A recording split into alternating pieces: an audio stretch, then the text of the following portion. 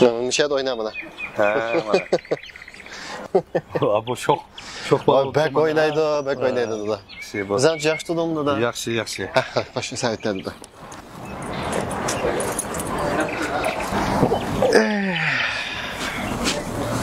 Bizden yaxşı tudumdu da. Yaxşı balam.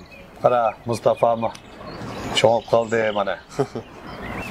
Sen bu ballarını atakat için olunca patattan.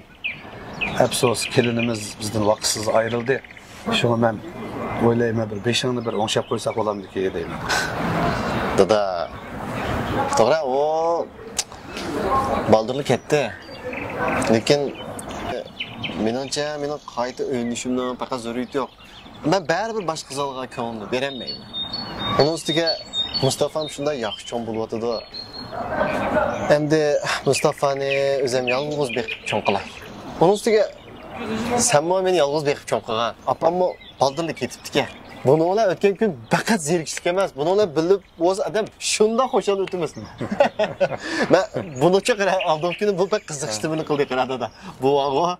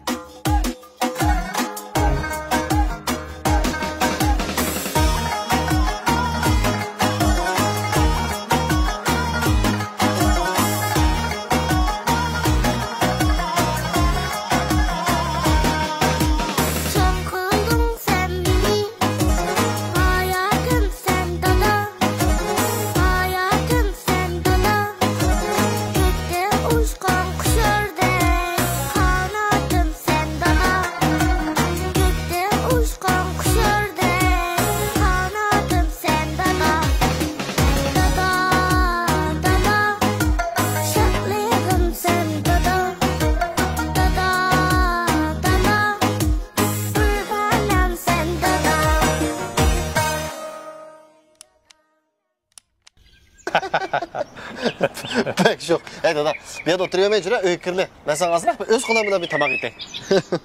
He, bo'ldi, o'ydim ha, oy. Qaytdik.